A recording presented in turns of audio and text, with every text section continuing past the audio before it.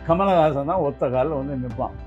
அந்த prostitute role ஒன்று இருக்குது சார், அதை வித்யாவை பண்ண சொன்னோம் சார், வித்யாவை பண்ண சொன்னோம், ஒத்த காலில் நிற்பான். இல்லை இல்லை நான் சொல்லிட்டேன், வித்யாவை விரும்புகிறான். சரி அப்படின்னு ஒரு நாள் போனேன் அவங்க வீட்டுக்கு. ஏன்னா கமல் இவனுடைய ப்ரெஷர் தாங்க மாட்டேங்குது. அப்போ நான் போகிறேன் வீட்டுக்கு போனேன். எம்எல்ஏ மாதிரி அங்கே உட்காந்துருந்தாங்க அவங்க அம்மா. என்னன்னா இப்படி ஒரு படம்மா, என்ன கதை அப்படின்னாங்க அந்த அம்மா.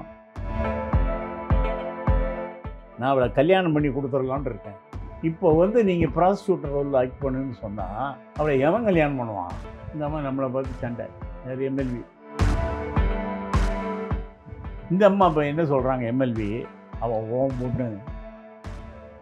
அதனால் வந்து நிகழ்ச்சி என்ன ஆகிடுது, அவள் உங்கள் பொண்ணு, எந்த வேஷம்னாலும் நீங்கள் கூட்டு அவள் நடிங்க.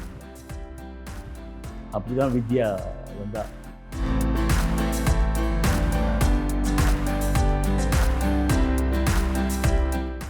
ஆச்சி மசாலா, எந்த சமையலும் ருசி தேடும் ரகசியம். 20 ரூபாய்.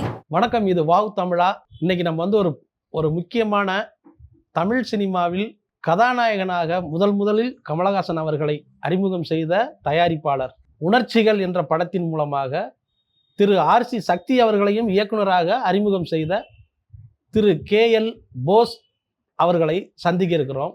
உணர்ச்சிகள், உண்மைகள், கண்ணுக்கு மையெழுது என்ற மகேந்திரன் இயக்கிய திரைப்படத்தையும் தயாரித்திருக்கிறார். அப்போது வந்து பரபரப்பாக பேசப்பட்ட உணர்ச்சிகள் தெலுங்கு மொழியிலையும் மிகப்பெரிய அளவில் கமலஹாசன் அவர்களுக்கு ஒரு பெரிய வியாபார சந்தையை ஏற்படுத்தி கொடுத்தது. தயாரிப்பாளர் திரு கேஎல் போஸ் அவர்கள்ட்ட நம்ம பேசலாம். வணக்கம் தயாரிப்பாளர் ஐயா அவர்களே. உணர்ச்சிகள் படத்துல வந்து கமலஹாசன் அவர்களை வந்து முதல் முறையாக கதாநாயகனாக நீங்க அறிமுகப்படுத்திருந்தீங்க. ஆமாம்.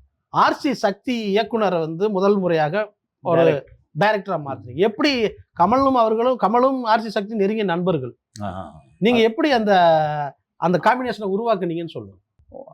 சாரதா ஸ்டுடியோவில் வச்சு கேமராமேன் செல்வராஜ்னு, அப்புறம் அந்த செக்ரட்டரியாவோ பிரசிடெண்ட்டாகவும் இருந்தார் கேமராமேன் யூனிட்டில். இந்த மாதிரி சினிமா கேமராமேன் யூனிட்டில் அவர் பெரிய குரூப் தேவர் ஃபிலிம்ஸ் செட்டு. சார் ஒரு படம் ஒன்று, இது உணர்ச்சிகள், ஒரு 3000 அடி எடுத்து நின்று போச்சு படம். கதை நல்லா இருக்குது, கேட்டு பார்க்கிங்களா? அந்த படத்தையும் 3000 அடியை போட்டு பார்க்குவாங்கம்மா. எல்லாம் புதுமுகங்க. யாருங்க அதை வச்சுட்டு விற்பா? யார் படம் எடுக்க? யார் ஃபைனான்ஸ் பண்ணுவாங்க? சரி அதெல்லாம் இருக்கட்டும், ஒரு தடவை படத்தை இப்போ இந்த 3000 அடியை போட்டு பார்ப்போம் அப்படின்னு சொல்லி சாரதா ஸ்டுடியோவிலேயே போட்டாங்க. அப்போ நான் ஹாஸ்டல் தான் இருக்கேன், எம்எல்ஏ ஹாஸ்டல் தான் இருக்கேன்.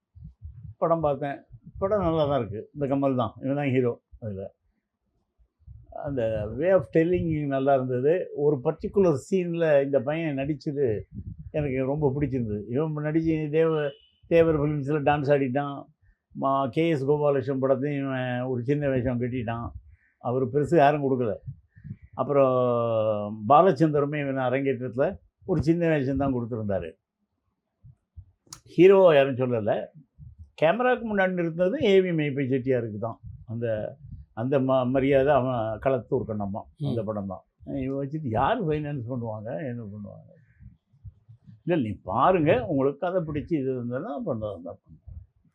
படத்தை பார்த்தாச்சு தேட்டரில், சரதா ஸ்டுடியோ தேட்டரில் படம் பார்த்தேன்.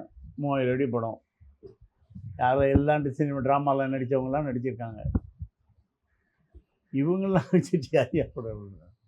இல்லை சார், கதை பிடிச்சா அந்த கதையை வாங்கிக்கோங்க. இவங்கெல்லாம் நடிக்கணும்னு யாரும் சொல்ல மாட்டாங்க.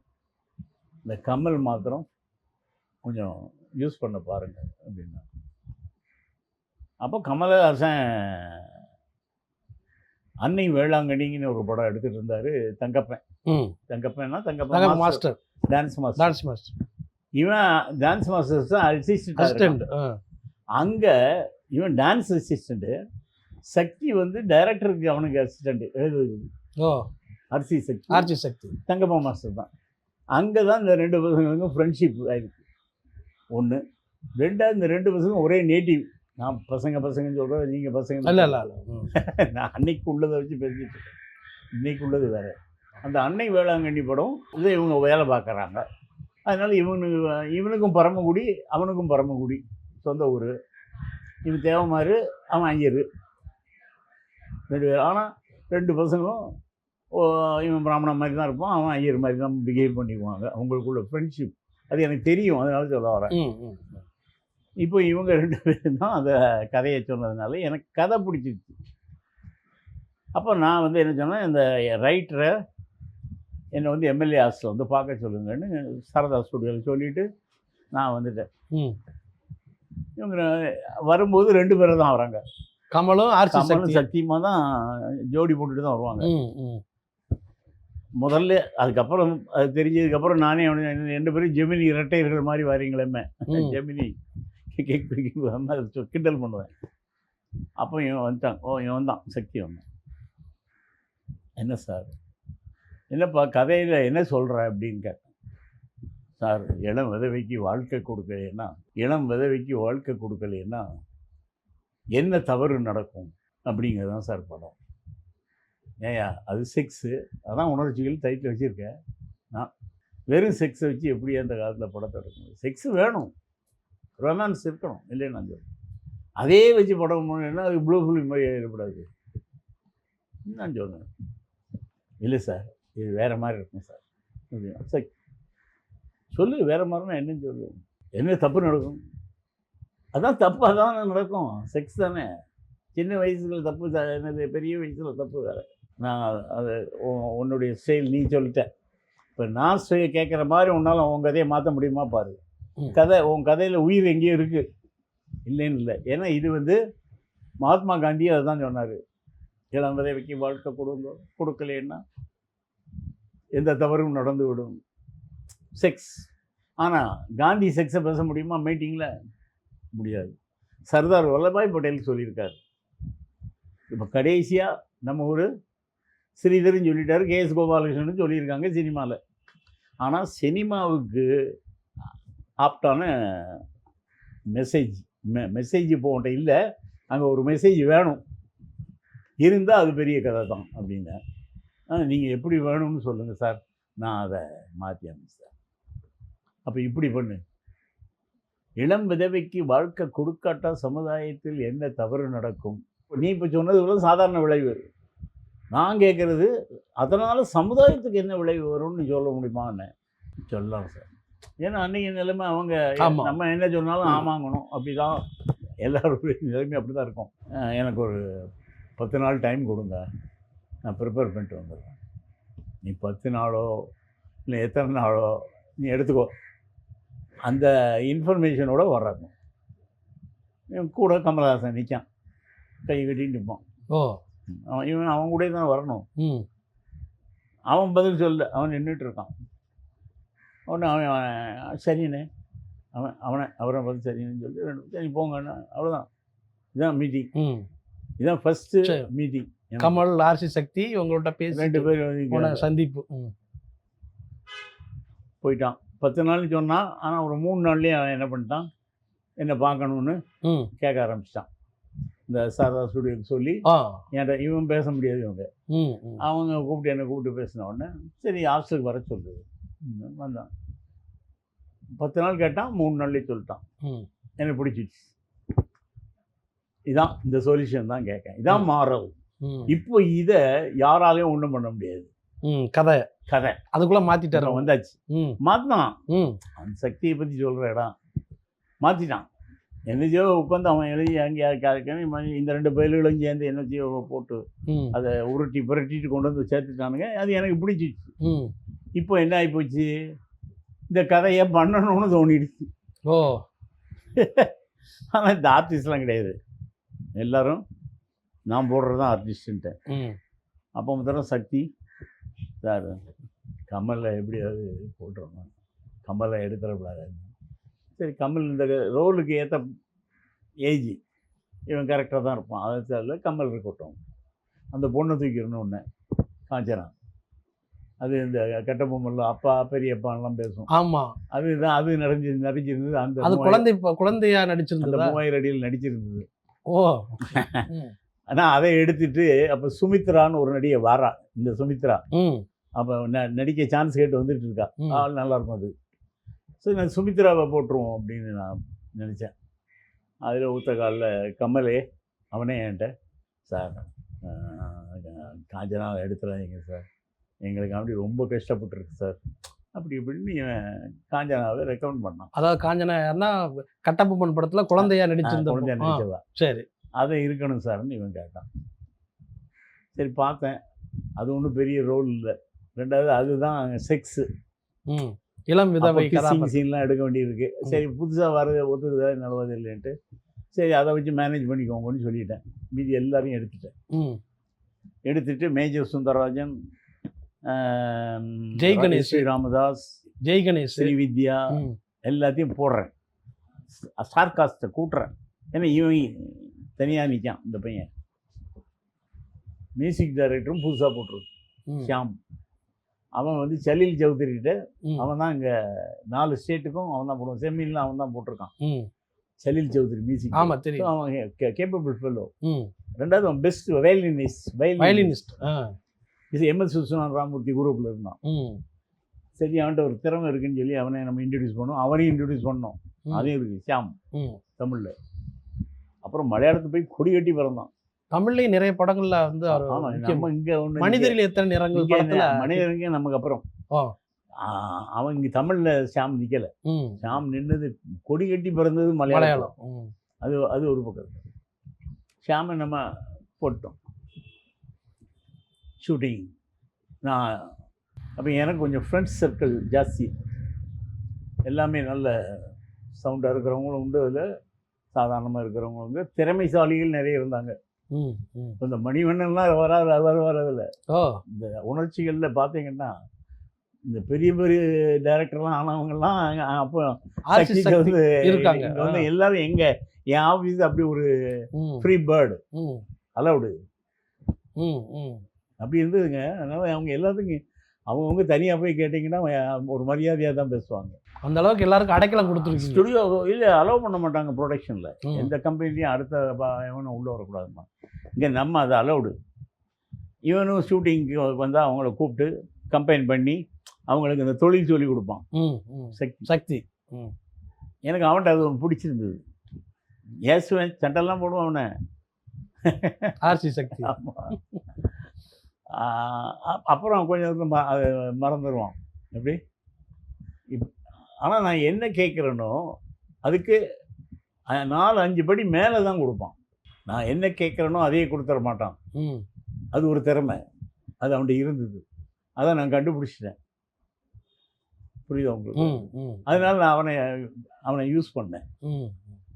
கடைசி வரைக்கும் அவனை நான் யூஸ் பண்ணேன். ஃபர்ஸ்ட் காப்பி எடுத்தாச்சு, ஏவிஎம்மில் போட்டிருக்கோம், படம் பார்க்கான். ம் படத்தை பற்றி பிரமாமல் இருக்குது. ஏஎல் நாராயணன் ரைட்டர், பெரிய ரைட்டர் அவன். ஏஎல் நாராயணன் படம் முடிஞ்ச உடனே கீழே ஏவிஎம் செட்டியார் ஆச்சி எல்லோரும் படம் பார்க்காங்க. ஏவிஎம்லேயே போடுறோம். ஓ. நாராயணனும் வந்து வர சொல்லியிருக்கோம், இன்வைட் பண்ணியிருக்கேன், வந்து பார்க்கலாம். கீழே இறங்கி வந்தோடனே ஏஎல் நாராயணன் என் கையை பிடிச்சிட்டு போ சார் என்ன இந்த பையன் தான் எழுதுனானா அப்படின்னாரு. சக்தி தான் எழுதுனானா இந்த படத்துக்கு திரைக்கிறது. ஏன் என்ன அப்படின்னா என்கிட்ட அசிஸ்டண்ட்டாக இருந்தான் சார், வாயவே திறக்க மாட்டான். எந்த மாதிரி டைலாக் தெரிஞ்சு தான் இவனை வெளியே விட்டுருக்க மாட்டேன்னு நான் பிடிச்சி வச்சுருப்பேன். அப்படி நல்ல ஏஎல்ஆர் நல்லா பேசுவார். சரி இப்போ என்ன உங்களுக்கு வேணுங்கும் போது கூப்பிட்டு போங்க அவனே, அவ்வளோதானே, உங்கள் பையன் தானே. அதுக்கப்புறம் அதை நான் சக்திகிட்ட சொன்னேன், ஏஎல் நாராயணன் என்னப்பா உன இப்படி சொல்கிறாருன்னு. சார் ஏஎல் நாராயணன் சார் அப்படி இவன் அழுதான் உண்மையாக. அது அவர் ஆசிரியர், எனக்கு பெரிய ஆசிரியர் அவர் எப்படி சொன்னார்னா அப்போ நான் ஜெயிச்சிட்டேன் அப்படின்னா. சரி இரு படம் ஒரே வரட்டும், படத்தை முடிச்சாச்சு, வெளியே கொண்டு வரணும்லாடி. கொண்டுறதுல கொஞ்சம் டிலே ஆனதுனால வேறு படங்கள் வந்துச்சு. இவன் படம், என் படம் படமாக வரலை. அதுக்கு காரணம் பிஸ்னஸ். என்னென்னா வாங்கின கடன் அடைக்க வேண்டாமா, நண்பர்கள் தான் கொடுத்துருக்காங்க எல்லாம். கடைசி எனக்கு ஹெல்ப் பண்ணது Nandagopal Chettiar, our film financier. இது வரைக்கும் மீதியெல்லாம் நம்ம ஃப்ரெண்ட்ஸு. அவர் ஒருத்தர் தான் ஃபிலிம் ஃபைனான்சியராக வந்து சேர்ந்தார். அதுவும் ஒரு ஹையர் அஃபிஷியல் மூலியமாக எனக்கு அறிமுகமானார். அப்புறம் நான் நந்தகோபால் செட்டியார் நல்ல நண்பர்கள். அப்புறம் அவர் தான் ராஜராஜ சோழன் ரிலீஸ் பண்ணார். உலகம் சுற்றி ஓவியம் படத்தை வெளியே விட முடியாதுன்னு இருக்கும்போது நான் படத்தை ரிலீஸ் பண்ணி தீர்வேன்னு ரிலீஸ் பண்ணாள். தேவி தியேட்டரெல்லாம் உடைச்சிருவேன் நாங்கள். இவர் அப்பவும் செட்டியார், அவரும் செட்டியார் தான், இவரும் செட்டியார் தான். உனக்கு தியேட்டருனுடைய காஸ்ட் என்னன்னு சொல்லி நான் இப்போவுமே எழுதி தந்துடுறேன், உடைஞ்சா நான் அது பணம் கேட்டுறேன்னு. படத்தை போட்டு ஆகணும், ஒரு நாள் ஒரு ஷோ போடணும்னு போட்டார். அப்போ எம்ஜிஆருக்கும் கருணாநிதிக்கும் பெரிய இது. அப்படிப்பட்ட ஆள் அது ஆள் நந்தகோபால் செட்டியார். நல்ல பெரும் பணக்காரன், சினிமாக்கெல்லாம் ஃபைனான்ஸ் பண்ணுவான், விட்டு கொடுப்பான்.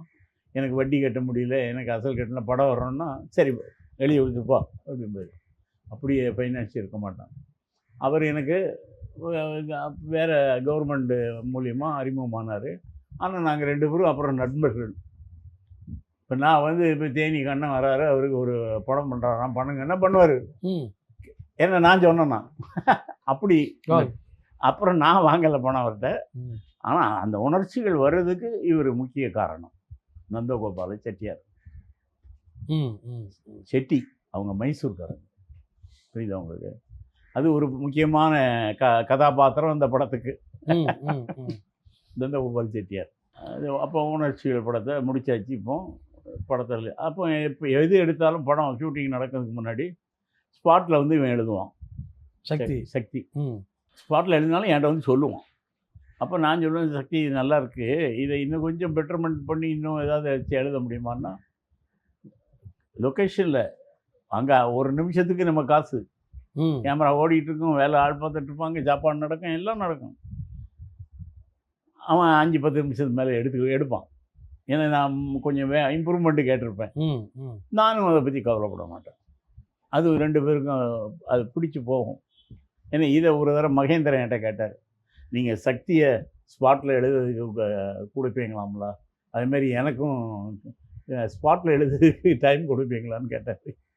ஏன் மகேந்திரன், நீங்கள் தான் ஃபுல்லாக எழுதி தானே வருவீங்க, நீங்கள் ஏன் அதை கம்பேர் பண்ணுறீங்கன்னா, இல்லை சில விஷயங்கள் ஸ்பாட்டில் வந்தால் அற்புதமாக வரும், அந்த லொக்கேஷன், அந்த இது, அந்த சிச்சுவேஷன்ஸ்லாம் பார்த்து மாறும், அதுக்கு நீங்கள் அவருக்கு கொடுத்துருக்கீங்க எனக்கு கொடுங்கன்னு நான் கேட்டேன். மகேந்திரன் கேட்டார், அது அது சொல்லுங்கள், அது வெரி வெரி இம்பார்ட்டன்ட். ஏன்னா Mahendran is a good writer. அவன் இன்னும் பெட்டர்மெண்ட் வர்றதுக்கு ஒரு ப்ரொடியூசர் கிடைக்கணுமேங்கிறான். அவன் வந்து அவர் சொன்னது எல்லா ப்ரொடியூசரும் நம்ம கேட்க முடியாது, சத்தம் போட்டுருவாங்க. அதனால் நீங்கள் உங்களை பற்றி நான் கேட்டுட்டேன், அதனால் நான் சொல்கிறேன் தான் மகேந்திரன். நான் அந்த மாதிரி மகேந்திரனுக்கு பெர்மிஷன் கொடுத்தேன். அது ஒரு பக்கம் இருக்க வச்சுப்போம். நீங்கள் வந்து படம் எடுத்துக்கிட்டு இருக்கும்போது எடுத்து முடிச்சிட்டிங்க. கமல் அவர்களுக்கு உங்களுக்குமான கமலினுடைய லைஃப் சேஞ்ச். எங்கள் படம் ஆக்ட் பண்ணிகிட்டு இருக்கான். இப்போ நான் எடுக்க ஆரம்பிச்சாச்சு இந்த படத்தை. அப்போது கமலா தேட்டர் பக்கத்தில் தான் லேப், இதுக்கு ஆர்கே லேப்னு ஒரு லேபில் தான் நான் எடுத்துக்கேன். இவன் சக்தி எல்லாம் அங்கே, அப்போ அங்கே சக்தி இங்கே ஏரியா இங்கே தான் இருந்தான். ஸோ இவன் சக்தியை பார்க்கறதுக்கு இவன் ஆழ்வார் வீட்டில் ஒரு பஸ்ஸில் வருவான். வந்து இவங்க எல்லாம் அந்த லேபில் தான் உட்காந்து கதை பேசிகிட்டே இருப்பாங்க. அப்போ இந்த 5000 அடி படத்தை லேபில் இவங்க மூவியில் எடிட்டிங்கில் பார்த்துருக்காங்க. கே.எஸ். சேதுமாதவன் டைரக்டர், மலையாளத்துக்கார். அவர் அப்போ மலையாள படங்கள் பூரா அங்கே தான் நிறைய எடிட் பண்ணுவாங்க. கமலா தேட்டர் பக்கத்தில் இருக்க, அது பழைய யார் விக்ரம் ஸ்டுடியோ, அங்கே தான் மலையாளம் கம்பெனிகள் பூரா எடிட்டிங் எல்லாம் லேபு எல்லாம் அங்கே தான். இந்த மூவியில் இந்த ஆள் இதை பார்த்துருக்காரு. இந்த பசங்க போட்டு எனக்கு போட்டுக்கிட்டு பார்த்துட்டு இருந்திருப்பாங்க. நான் கொஞ்சம் ஃப்ரீயாக விடுறதுனால, இல்லைன்னா போடக்கூடாது, நம்ம சொல்லாமல் மூவிகளெல்லாம் போட்டு போய், ஆனால் இவனுங்களாம் போட்டு பார்த்துக்கிட்டு. சேது மாதவன் போயிருக்காரு, இப்படி ஒரு ரூம் இருக்கும், அப்படி ஒரு ரூம் இருக்கும். அந்த ஆள் போனவன் இந்த மூவியில் இந்த பையனை பார்த்துட்டாரு. இந்த ஃபிகரை பார்க்க நின்றுட்டு இந்த மூவியில் அதை பார்த்துட்டே இருந்திருக்காரு. ஒன்று அவருக்கு என்ன ஆகி போச்சுன்னா, அவர் ஒரு கதை அப்போ தான் எழுதி வச்சுருக்காரு. அதுக்கு ஹீரோவாக நடிக்க ஒரு ஆள் வேணும்னா, இந்த பையன் மோகம் சின்ன வயசு பையன். அது இந்த கதைக்கு பேர் கன்னியாகுமரி. அது மலையாளத்தில் அந்த நடித்த மொதல் படம், கமல்ஹாசன் நடித்த. ஆமாம், கன்னியாகுமரி, அவர் டைரக்ஷன். அந்த படம் அவங்கெல்லாம் மலையாளத்தில் வந்து நம்மளை மாதிரி 4 மாதம் 4 வருஷம்லாம் எடுக்க மாட்டாங்க. 28 நாள்னால் 28 நாளில் படத்தை முடிச்சு போடுவோம். அது மோகன்லாலாக இருந்தாலும் சரி, மம்முட்டியாக இருந்தாலும் சரி, அப்படி ஸ்பீடு. அவங்க பிளான்டாக வேலை பார்ப்பாங்க. அதுக்கு நம்ம ஆள்கிட்ட பிளான் இல்லைன்னு அர்த்தம் இல்லை. அவங்க பிளான் ஒரு பிளான், ஸ்கிரிப்ட் கையில் வச்சுருப்பான். ஸ்பாட்டுக்கு வந்தாங்கன்னா நம்ம 2 ஸ்கீன் எடுப்போமா, இன்றைக்கி 3 ஸ்கீன் எடுப்போமான்னு நிற்பாங்க. அவனுக்கு அதெல்லாம் இல்லை. அங்கே வந்தாச்சுன்னா சாயந்தரத்துக்குள்ளே எவ்வளோ எடுக்க முடியுமோ எடுத்துருவானுங்க. 28 நாளுக்கு மேலே தான், 3 மாதத்துக்கு மேலே படம் வந்துடும். பெரிய படமாக இருந்தாலும் சரி, சின்ன படமாக இருந்தாலும். மெதுவாக எடுத்துகிட்டு இருக்கோம். ஏன்னா இந்த படத்துக்கு ஃபைனான்ஸ் பண்ண மாட்டாங்க, புதுமுகம், விற்க முடியாது, வாங்க ஆள் வர மாட்டான். ஸோ நம்ம நினச்சி எடுத்துகிட்டு இருக்கோம். அவங்க வந்து அப்படி இல்லை, முதல்லயே பிளானை போட்டு முதல்லயே ஃபண்டிங் ரெடி பண்ணிட்டு போகிறானுங்க, பட்டு நடிச்சிடுறானுங்க, ஜோலியை முடிச்சிருந்தான், படத்தை ரிலீஸ் பண்ணிடுறான். அதில் இந்த கன்னியாகுமரி வெளியே வந்துடுச்சு. உணர்ச்சிகள் வர்றதுக்கு முன்னாடி உணர்ச்சிகள் இருந்துகிட்டு இருக்கு, அது எடுத்துகிட்டு இருக்கு. அதை தானே சொல்ல வரேன். பார்ப்பேன் இது எனக்கு ஒன்றும் அது ஒன்றும் கேவலம்லாம் கிடையாது, ஏன் உண்மை அது. அது என்ன கேவலம் இல்லை, ஆனால் நான் முடிச்சிட்டோம்ல, ரிலீஸ் பண்ணிட்டோம்ல, அதான் நான் ஜெயிச்சது. அது ரிலீஸ் பண்ண முடியாமல் போச்சுன்னா தோல்வி தான். அதனால் அதை பற்றி நான் கவலைப்பட்டேன். ஸோ கன்னியாகுமரி வெளியே வந்தாச்சு. அப்போ இவன் கமல் என்ன பண்ணுவான், இந்த படம் வெளியே வந்தோடனே எனக்கு ஒரு 2 வீலர் வாங்கி கொடுங்க, எனக்கு ஒரு 2 வீலர் வாங்கி கொடுங்க, அப்படிலாம் பண்ணுவான். அப்படியா? சின்ன பையன் தானே, இப்போ தானே அவன் எல்லாம் கண்டலாம் என்னெல்லாமோ பேசுகிறான். அப்போல்லாம் இப்படி தான், சரி 2 வீலர் தான் நான் வாங்கி கொடுத்தேன். இப்போ என்னாச்சு, ஒரு நாள் திடீர்னு பார்த்தா கமல் மாடிக்கு வரான். அப்போ ஆஃபீஸ் வந்து அறிவாலயத்துக்கு எதிர்த்தாக்கில் ஒரு பங்கு இருக்குது, பெட்ரோல் பங்க். அது பக்கத்தில் 3வது மாடியில், அந்த மாடியில் அந்த மெயின் ரோட்டில் தான் ஆஃபீஸு. இவன் வீடு அங்கேருந்து வேகமாக ஓனா ஆழ்வார் போட்டு வீட்டுக்கு நடந்தே வருவான் கமல். அப்போது இது ஒரு காரை கொண்டு வந்து நிறுத்திச்சு. அதுக்கு TMC 7 கார் நம்பர், அம்பாசிடர். மேலே வந்தோம், நான் ஒரு கார் வாங்கியிருக்கேன், இந்தாங்க இதை வாங்கி நீ ஓட்டுங்க, நான் பார்க்கணும் அப்படி. கார் வாங்கிட்டே இருக்கட்டுமே, சந்தோஷமாக இருக்குது, நல்ல நியூஸு. ஒரு ஸ்வீட் ஈட்டு வாங்கிட்டு வந்தியா? காரு சாவி இதே ஸ்வீட். ரைட். மேலே இந்த பால்கனிலேருந்து பார்த்தேன், அம்பாசிடர் புது கார், TMC 7 வண்டி நம்பர். 7 உனக்கு லக்கி நம்பரா அப்படின்னேன். ஆமாம். சரி சரின்னு சொன்னோம். கீழே போய் அங்கே வரைக்கும் ஓட்டிகிட்டு அவன் ஓட்டணும்னு ஆசைப்பட்டுருக்கான். அப்போ நான் சொன்னேன், முடிஞ்சிட்டு ரூம் எங்கள் மேலே ரூமுக்கு வந்துட்டோம். அப்பா அப்படின்னேன். என்ன அப்படின்னா, உனக்கு நம்ம 2 வீலர் வாங்கி கொடுக்க மாட்டோம் அப்படின்னேன். அது எனக்கு 2 வீலர் வேணும் அப்படி. அப்படி ஒரு இன்னசென்ட் கமலஹாசன் தான் இன்னைக்கு. உணர்ச்சிகள் படத்துல அந்த மாதிரி கேரக்டர் தான் அவரே நடிச்சிருப்பாரு. ஆமா, படத்தையும் அப்படிதான் இருக்கும். ஒரு அப்பாவியான ஒரு. ஆமா, ஏன்னு கேட்டால் மலையாளத்தில் இந்த படம் வந்த உடனே, கன்னியாகுமரி வந்த உடனே இவனுக்கு நிறைய படம் கன்ஃபர்மேஷன் ஆயிடுச்சு. ஒரு வகையில் நீங்கள் ரொம்ப யோசித்து பார்த்து அந்த படத்தை பார்த்தீங்கன்னா, கன்னியாகுமரி தான் 16 வயதிலே. கன்னியாகுமரியினுடைய கரு 16 வயதில் இருக்கும். கன்னியாகுமரியினுடைய கரு எங்கே இருக்குதுன்னு கேட்டால், ஒரு இங்கிலீஷ் பிக்சர். அவர் அந்த இங்கிலீஷ் நான் பார்த்து தான் அந்த கன்னியாகுமரி படத்தினுடைய இதை த்ரெட், இதெல்லாம் இது ஜெனரலாக எடுக்கிறது அப்படி தான் செய்கிறது சினிமாவில். அதனுடைய சக்ஸஸ்ஃபுல் தாட்ஸு அவர் எடுக்கிறார் சேதுமாதவன். அதுக்கு ஆர்டிஸ்ட் தான் கிடைக்காம இருந்தது. இந்த இப்போ கிடைச்சாச்சு. அவன் ஒரு பெஸ்ட் ஆர்டிஸ்டாக எஸ்டாப்ளிஷ் பண்ண பார்த்தா, என் கணக்கில் நம்ம தான் அறிமுகப்படுத்தினோன்னுலாம் நான் சொல்லாமல் ஏன் ரொம்ப இருக்கேன்னா, அது சேதுமாதவனுக்கு தான் போகுது. உண்மைதானே? வெளிவந்து சக்ஸஸ் ஆன படம் இது கன்னியாகுமரி தான். அப்போ கன்னியாகுமரியில் டைரக்டர் தானே அதுக்கு எலிஜிபிள் ஆகிறான். டைரக்டரோ ப்ரொடியூசரோ அவர் தானே அதுக்கு. ஸோ என் கணக்கில் அதனால் நான் வந்து இந்த இந்த நீங்கள் தானே அறிமுகப்படுத்திங்கன்னு சொல்லிக்கிறதுல நான் ஒன்றும் பெரிய சந்தோஷப்படலை. ஏன்னா உண்மை அங்கே ஒரு உண்மை, என் படத்து டைட்டிலே உண்மைகள்லாம் இருக்குது. உண்மை இருக்குங்க. பெஸ்ட் ஆள் அவர் தான், நம்பர் 1. அப்புறம் மீதி யாவரும் எதையும் சொன்னாலும் ஏன் நான்லாம் பார்க்கும்போது ஒத்துக்க மாட்டேன். சக்தியை நம்ம பண்ணோம், ஆர்சி சக்தியை அறிமுகப்படுத்தும். இப்போ என் படம் பண்ணிட்டு இருக்கும்போது இப்போ ஏவிஎம் கூப்பிட்டு பண்ணியிருந்தா அப்போ ஏவிஎம் மாறிடுவார். அது இல்லை, சக்தியை நான் பண்ணுறேன். ஷியாமை நம்ம பண்ணுறோம், மியூசிக் டைரக்டர். எல்லாத்துக்கும் மேலே ஸ்ரீவித்யா, அந்த அம்மாவுக்கு ஒரு படமும் ஓட மாட்டேங்குது. கமலஹாசன் தான் ஒத்த காலில் வந்து நிற்பான். அந்த ப்ராஸ்டியூட் ரோல் ஒன்று இருக்குது சார், அதை வித்யாவை பண்ண சொன்னோம் சார், வித்யாவை பண்ண சொன்னோம், ஒத்த காலில் நிற்பான். அப்படியா? இப்போ அது ப்ராஸ்டியூட் ரோலுப்பா, அந்த அம்மா ஒத்துக்குதா? அம்மா எம்எல் வசு மாதிரி பெரிய பாடகி, நீ அதெல்லாம் கேட்டுக்கோ. அவள் இது வரைக்கும் ஹீரோயினாக கேரக்டராக பண்ணிகிட்டு இருக்காளே. இல்லை நான் சொல்லிட்டேன், வித்யாவை விரும்புகிறான். சரி அப்படின்னு ஒரு நாள் போனேன் அவங்க வீட்டுக்கு. ஏன்னா கமல் இவனுடைய ப்ரெஷர் தாங்க மாட்டேங்குது. அப்போ நான் போகிறேன், வீட்டுக்கு போனேன். எம்எல்ஏ மாதிரி அங்கே உட்காந்துருந்தாங்க அவங்க அம்மா. என்னன்னாங்க, இப்படி ஒரு படம்மா, என்ன கதை அப்படின்னாங்க அந்த அம்மா. அந்த அம்மா பெரிய ஆளாச்சே 80. நான் முத படம் இல்லைம்மா இந்த மாதிரி ப்ராஸ்டியூட் ரோலு.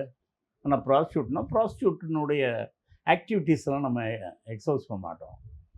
அவங்களுடைய மன நிலைமை எப்படி இருக்குங்கிறது தான் நல்ல ரோலுமா. வித்யாவுக்கு அது நல்லாயிருக்கும். இந்த ரோலை யார் நடிக்கணும்னா நடிக்கிற ஆள் நடிக்கணுமேங்கிறதுனால சௌகார் ஜானிகிட்ட போய் கேட்டுருந்தோம் முதல்ல. இவன் கமல் வித்யான்ட்டு தான் நிற்கான். ஆனால் நாங்கள் அதை கேர் பண்ணாமல் சக்தி வந்து நம்ம சொன்னதானே கேட்பாரு. சக்தி என்ன பண்ணிச்சு, சௌகார் ஜானி ஒன்று நேராக சௌகார் ஜானி வீட்டுக்கு நானும் சக்தியை கூப்பிட்டு போயிட்டேன். ஏன்னா சௌகார் ஜானி நல்ல ரோல் பண்ணும். அவள் சொந்த படமே காவிய தலைவிலாம் அந்த மாதிரி ரோல்லாம் பண்ணியிருக்காரு. சௌகார் கதையை கேட்டுச்சு, இவன் சொன்னான், நேரேட் பண்ணான், best Sakthi, I will do அப்படின்னு அந்த அம்மா உடனே ஒத்துக்குச்சு. ஆனால் ஒன்று, இப்போ நீங்கள் கேட்குற மாதிரி உடனே கால்ஷீட் தர மாட்டேன்.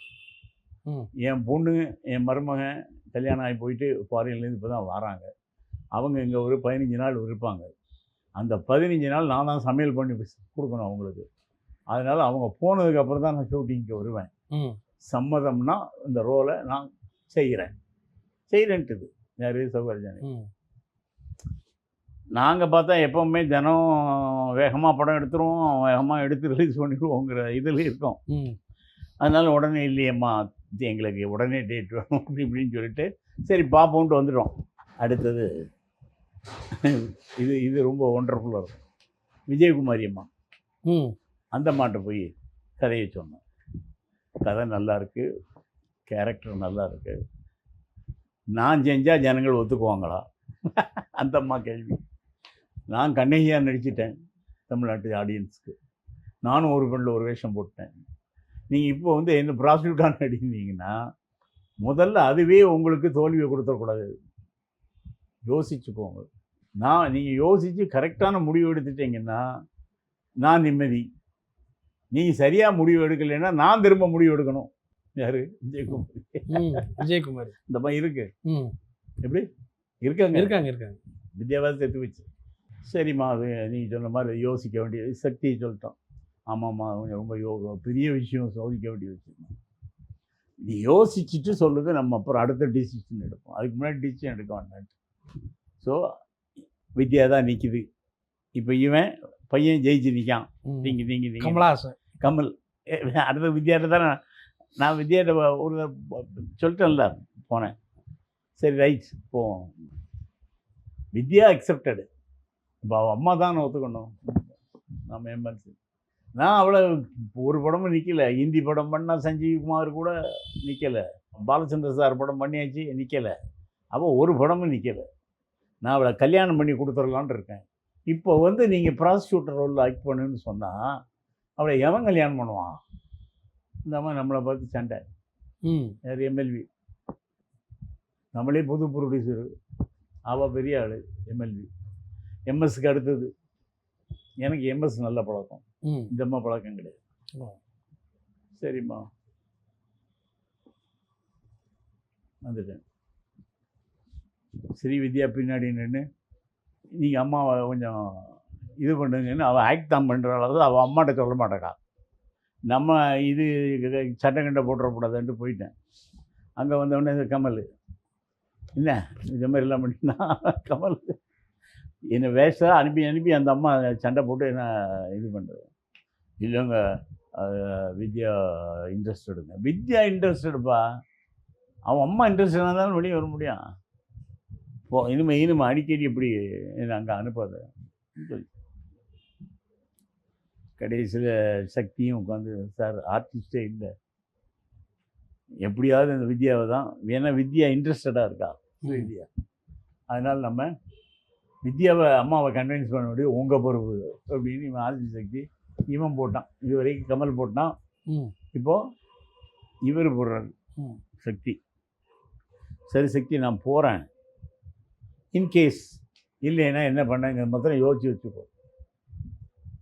இனிமேல் திரும்ப அடிக்கடி நம்ம அங்கே போனால் நல்ல மரியாதை இருக்காது. போனேன். அங்கே அவங்க சொந்த விஷயம் ஒன்று, அது கொஞ்சம் அங்கே பூதாகாரமாக நடக்குது. நான் போய் இறங்குறேன். அது அவங்களுக்கு அது நிகழ்ச்சியை சொல்ல வேண்டாம், அது அவங்களுக்கு அதிர்ச்சியாக இருக்குது, ப்ளஸ் பாயிண்ட் ஆகிடுச்சு. என்னால் அது நிவர்த்தி ஆயிடுச்சு, அவ்வளோதான். சரிதானே? இந்த அம்மா இப்போ என்ன சொல்கிறாங்க, எம்எல்வி அவள் ஓம் பொண்ணு, அதனால் வந்த நிகழ்ச்சி என்ன ஆகிடுது, அவள் உங்கள் பொண்ணு, எந்த வேஷம்னாலும் நீங்கள் கூட்டு அவள் நடிக்க வைங்க. அப்படி தான் வித்யா வந்தா இந்த படத்துக்குள்ள இந்த கேரக்டர் பண்ணேன். அந்த படம் வெளியே வந்த உடனே மலையாளத்தில் இந்த அம்மா அந்த படத்தை பார்த்தவங்கெல்லாம் கேரளாவில் ஒரு பீரியட் கொடி கட்டி பிறந்துட்டான். எல்லாம் கேரக்டர் ரோல் ஸ்ரீவித்யா. ஆமாம், கேரளாவில் கமலுக்கும் கேரளா தான் நம்ம படத்தினால. கன்னியாகுமரி. ஸ்ரீவித்யாவுக்கும் கேரளா தான். திரும்ப ஷியாம் மியூசிக் டைரக்டர் அங்கே கொடி கட்டி பிறந்தார். ஆர்சி சக்தி இங்கே வந்து என் படம் முடிஞ்ச உடனே அவனுக்கு வந்த படம் தான் தர்மயுத்தம். அது சரியாக போகலை அந்த படம். ஷியாம் மியூசிக் தான். மனிதரில் எத்தனை நிறங்கள். மனிதர்கள் எத்தனை நிறங்களா டைட்டில் நல்லா இருந்தது. கமல் ஒரு கெஸ்ட் அப்படின்னு. ஆமாம் ஆமாம். ஆனால் சரியாக வரல. ஆனால் நம்ம படத்துக்கு அப்புறம் தர்மயுத்தம் இவனுக்கு பயங்கரமான பேர் கிடைச்சிச்சு. ஆனால் சக்திக்கு பெரிய படங்கள் கிடைக்கல. கொஞ்சம் இவன்கிட்ட ஒரு கெட்ட பழக்கம், இவனுக்கு இந்த ஆல்கஹால் அடிக்டில் இருந்தான். ஆனால் என்கிட்ட ரொம்ப ஒரு மரியாதையாக இருப்பான். நம்ம ஆஃபீஸில் ஆல்கஹால் அடிக்க மாட்டான், ஆல்கஹால் இங்கே கேட்கவும் மாட்டான். ஏன்னா அந்த ஒரு மரியாதை அவன் கடைசி வரைக்கும் என்கிட்ட வச்சுருந்தான். ஆனால் கெட்ட பேர் பூரா அதில் தான் வாங்கினான். அந்த ஆல்கஹால் அடிக்ட்னால பல தயாரிப்பாளர்கள்ட்ட அவன் தன்னை இது பண்ணிக்கிட்டான். அதேமாதிரி நம்ம உண்மைகள் படம் முடிஞ்ச உடனே சிறை, லக்ஷ்மி வச்சு சிறை பண்ணான். அதுவும் ஒரு பீரியட் பிடிச்சான். சில பேருடைய பர்சனல் லைஃப்பை நம்ம பேச முடியல. ஆனால் அவனை பொறுத்த வரைக்கும், சக்தியை பொறுத்த வரைக்கும் என்கிட்ட அந்த மரியாதை, அது எல்லாமே, அதாவது என்னென்ன ஒரு ஆட்களுக்கு கொடுக்கணுமோ நமக்கு உதவினவங்களுக்கு அதை அவன் செஞ்சான். செய்யலைன்னு சொல்ல முடியாது. நானும் அவனை கடைசி அவனுடைய இறுதி காலம் வரைக்கும் போய் அவன் பாடியை பார்த்து தான் வந்தேன்.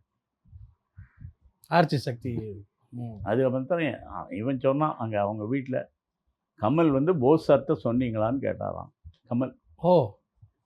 கடைசியில் ஹாஸ்பிட்டலில் படுத்திருக்கும்போது கமலும் கௌதமி போய் தான் அந்த எஸ்ஆர்எம் இதில் தான் இறந்தது. அங்கே கட்ட வேண்டிய பணங்கள்லாம் அவங்க தான் கட்டியிருக்காங்க, நான் கட்டலை, அவங்க தான் கட்டியிருக்காங்க. ஆனால் கடைசியில் பாடியை எடுத்துகிட்டு போகும்போது நான் போகிறதுக்கு முன்னாடி என்கிட்ட வந்து கமல் போஸ் சார்ட்ட சொன்னீங்களான்னு கேட்டார். அப்போ அதை கேட்க தெரிஞ்சிருக்கு அவருக்கு, கமலுக்கு. ஒரு வகையில் சந்தோஷம் வச்சுக்கோ, சந்தோஷம். உங்களை மறக்காம வச்சிருக்காரு. வருத்தத்தில் சந்தோஷம். வருத்தத்தில்னா அவன் இறந்துட்டானே, உங்களை மறக்காம கமல் வந்து கேட்டிருக்காரு. அதில் சந்தோஷம். இவனும் அதே மாதிரி கமல் அம்மா இறக்கும்போது சக்தி இவனையும் ஒரு 4 பேருக்கு தூக்கிட்டு போவது மாதிரி இவனுக்கும் அந்த சான்ஸை கொடுத்துருக்கான் கமல். வேறு ஜாதிக்காரன் தேவமாறு. ஸோ அங்கே வந்து அவனுக்கும் அவனுக்கும் உள்ள நட்பு வெளிப்படுத்தியிருக்கான் கமல். எனக்கு அதெல்லாம் கமல் மேலே பிடிக்கி. வேறு மற்ற விஷயங்கள்லாம் பேச வேண்டாம். ஒரு மனுஷங்கிறவன் மனிதனாக இருக்கிறான். அதில் கமலுக்கு என் சைட்லேருந்து நான் கொடுக்குற இது அந்த மாதிரி நடக்காது. அதுவும் பிராமின்ஸ் வீட்டில் நடக்காது. இன்னொருத்தர் பாடி இதோட விட மாட்டாங்க. அதில் இவன் வந்து அவங்க பிரதரே ஒருத்தரை கொஞ்சம் ஒதுக்கி நின்றுட்டு கடைசி அவர் தூக்கிட்டு வரணும்னு சொல்லியிருக்கான். எனக்கு இன்ஃபர்மேஷன் வந்தது, நான் அந்த இடத்துக்கு போகல. அது எனக்கு இவன் மேலே ஒரு நல்ல அபிப்பிராயத்தை கொடுத்துச்சு. அது நட்பு, சும்மா நட்புன்னு சொல்லிலாம் பிரயோஜனம் கிடையாது. அதெல்லாம் வாயினால் சவடாது, செயல்படணும். அதை படிச்சிருக்கான். அதே மாதிரி என்கிட்டையும் நான் போய் நிற்கும் போது என்ன கேட்குறாங்க, அவங்க வீட்டில் பாடி கேட்ட கமல் சார் கேட்டார், போஸ் சார் சொல்லிட்டீங்க. அப்போ அங்கேயும் வந்து பிரதிபலித்தான். நம்ம எப்படியோ, சாரும் நம்மளும் எப்படியோ, ஆனால் நம்மெல்லாம் ஒன்றா இருந்தோம் ஆட்கள் இல்லையா. அவன் இறந்துட்டான். அப்போ அவருக்கும் தகவல் கொடுத்து அவரையும் வர சொல்லுது. இந்த 2 இடத்துலையும் அவனுக்கு அந்த நட்பு தெரிஞ்சுது எனக்கு. கமல் அதில் வந்து ஒரு கமலை பற்றி நட்புக்கு ஒரு உயர்வானவனாக இருந்திருக்கான் கமல். இப்பவும் சொல்கிறேன், சொல்லாமலும் இருக்கலாம். ஆனால் சொல்ல வேண்டிய நேரங்களில் சொல்லிடணும். இந்த படத்துக்கு பிறகு உணர்ச்சிகள் வெளியாகி அதுக்கு பிறகு கமலை உங்களுடைய சந்திச்சு வாய்ப்பு இருந்ததா?